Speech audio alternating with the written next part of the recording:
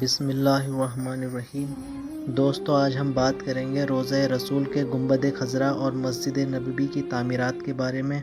یہ ہر مختلف دور میں الگ الگ بادشاہوں دوارا تعمیر کرائے گئے، لیکن جب سب سے آخر میں گنبد خضرا کو ہرا رنگ یعنی سبز گنبد کی تعمیر ہوئی تو اس میں 25 سال کا ایک لمبا وقت کیوں لگا، اور ہرے سبز گنبد خضرا کا سلطنت عثمانیہ کا کیا ہی عقیدتوں اور محبتوں کا رشتہ ہے۔ تو ویڈیو شروع کرنے سے پہلے جو بھی پیارے دوست چینل پر نئے ہیں، اس خوبصورت ویڈیو کے لیے نہ صرف لائک کریں بلکہ سبسکرائب بھی کریں تاکہ یہی ویڈیو ہمارے چینل کی شان بن سکے۔ دوستو، جس جگہ ہمارے نبی پاک صلی اللہ تعالیٰ علیہ وسلم آرام فرما ہے، یہ وہی جگہ ہے جس میں نبی پاک صلی اللہ علیہ وسلم صاحب نے اپنی مدنی زندگی گزاری، جس کو روضہ رسول کہا جاتا ہے۔ آقا کے دنیا سے پردہ فرمانے کے بعد روضہ مبارک کی 4 دیواری کرا دی گئی، جسے سب سے پہلے حضرت عمر فاروق اعظم رضی اللہ تعالیٰ عنہ نے بنوایا۔ حضرت عبداللہ بن محمد بن عقیل رحمۃ اللہ علیہ کہتے ہیں، میں روزانہ رات کی آخری حصے میں گھر سے نکل کر مسجد نبوی میں آتا اور سب سے پہلے روضہ رسول پر حاضری دے کر سلام پیش کرتا، اور پھر اپنی نماز کی جگہ جا کر بیٹھتا اور صبح کی نماز پڑھنے تک وہیں رہتا۔ ایک بارش والی رات میں جب گھر سے نکلا تو راستے میں مجھے بہت ہی پیاری خوشبو محسوس ہوئی، اور نبی کریم کی قسم، میں نے زندگی میں کبھی ایسی پیاری خوشبو نہیں سونگھی تھی۔ میں مسجد میں آیا اور پہلے روضہ رسول پر حاضری دی تو میں نے دیکھا کہ حجرہ مبارک کی دیوار گری ہوئی ہے۔ میں اندر داخل ہوا اور نبی کریم صلی اللہ علیہ وسلم صاحب کی بارگاہ میں سلام پیش کیا اور کچھ دیر وہیں رکا رہا۔ تھوڑی دیر میں حضرت عمر بن عبدالعزیز رحمۃ اللہ تعالیٰ علیہ تشریف لے آئے۔ ان کے حکم سے اس وقت قبر انور پر قبطی کپڑے سے پردہ ڈال دیا گیا۔ صبح ہوئی تو حضرت عمر بن عبدالعزیز نے ایک مستری کو بلایا اور حجرہ مبارک کی دیوار بنوا دی۔ عباسی خلیفہ متوکل نے روضہ اقدس میں سنگ مرمر کا فرش بچھایا، اور ان کے بعد عباسی خلیفہ المقتفی نے تعمیرات میں مزید اضافہ کرتے ہوئے حضور رسول صلی اللہ علیہ وسلم کے آس پاس نئے سرے سے سنگ مرمر بچھوایا، اور سندل اور ابنوس کی لکڑی کی خوبصورت کھڑکیاں روضہ رسول پر لگوائیں۔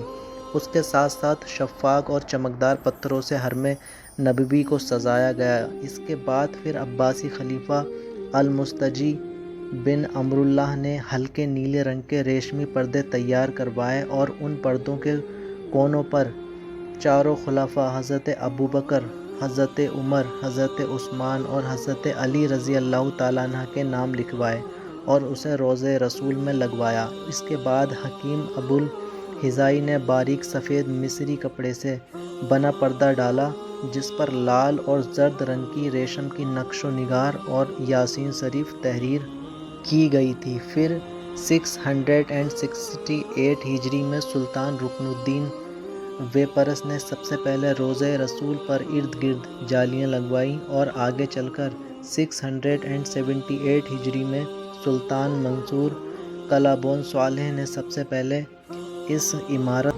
پر گنبد کی تعمیر کروائی، اور اس کے بعد 881 ہجری میں سلطان اشرف نے روضے پر گنبد کو ازسر نو تعمیر کروایا۔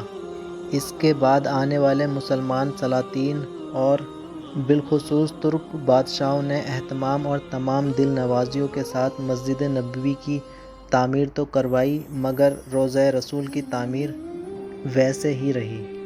تو دوستو، بتاتے چلیں کہ جب سلطنت عثمانیہ کا دور آیا تو ہمارے ایک لیکچرار ہیں جن کا نام حضرت فاروق رضوی ہے، وہ بہت ہی خوبصورت انداز میں سبز گنبد بننے کا واقعہ بیان فرماتے ہیں۔ وہ بتاتے ہیں کہ ترکی کے جو 1253 ہجری میں جو پاشا تھے، یعنی بادشاہ محمود خان بن عبد الحمید نے کہا کہ ہم پتھروں سے گنبد بنائیں گے۔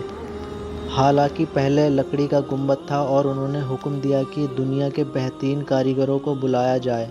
دنیا کے بہترین نقاش، نقاشی کرنے والے اور اس وقت کے انجینئر جمع کیے گئے، اور ظاہر سی بات ہے سب تو مسلم نہیں تھے، اور اس میں غیر مسلم بھی تھے۔ تو پاشا نے کہا، میرا عشق گوارا نہیں کرتا کہ نبی کی مسجد اور مسجد نبوی کا گنبد اور گنبد خضرا کی جو تعمیر ہے غیروں کے ہاتھوں ہو۔ اس لیے انہوں نے علماء کو جمع کیا اور کہا کہ اپنی اولادوں کو عالم بھی بناؤ اور عالم بننے کے ساتھ ساتھ ان کی شاگردی میں دے دو تاکہ یہ عالم ہونے کے ساتھ ساتھ سنگ تراشی کا بھی ہنر سیکھیں، آرکیٹیکٹ بھی بنے اپنے وقت کے، اور انجینئر اور کاریگر بھی ہوں۔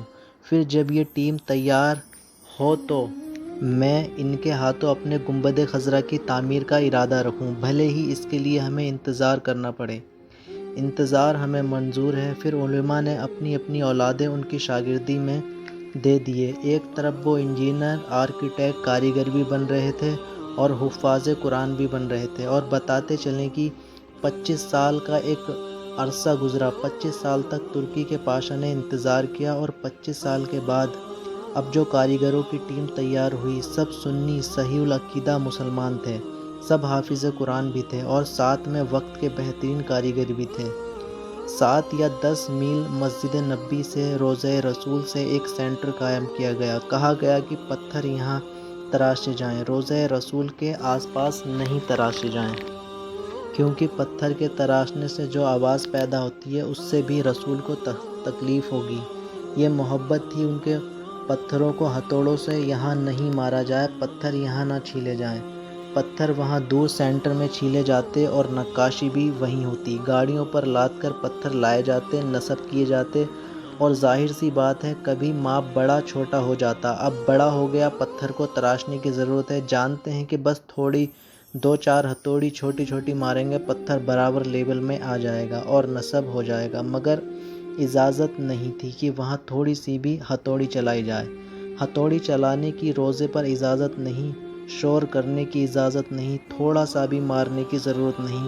پتھر پھر واپس لے جایا جاتا، لے جا کر پھر تراشا جاتا، پھر لایا جاتا۔ ایک پتھر کو کئی بار لانا لے جانا پڑتا، پر مگر یہ گوارا نہیں کیا گیا، اور حکم دیا پاشا نے جن کاریگر گنبد تیار کریں سب باوضو اور باوضو ہو کر پتھروں کو ہاتھ لگایا جائے، باوضو ہو کر گارے اٹھائے جائیں، باوضو ہو کر پتھروں کو نصب کیا جائے۔ خبردار کسی کا وضو ٹوٹ جائے وہ پتھر کو نہ چھوئے، وہ پتھر کو ہاتھ نہ لگائے، اس لیے کہ اس گنبد خضرا کی تعمیر ہو رہی ہے، اس سے رسول اللہ صلی اللہ علیہ وسلم کا گنبد تعمیر ہو رہا ہے۔ جو پتھر لگاتے تھے، گارے اٹھاتے تھے، جو مسالے دیتے تھے، سب حافظ قرآن۔ جو گارا اٹھا رہا ہے، جو پتھر لگا رہا ہے، وہ سب قرآن کی تلاوت اور کر رہے ہیں، اور وضو ٹوٹا، پتھر چھوڑ دیا گیا، مسالوں کو چھوڑ دیا گیا، گارا رکھ دیا گیا۔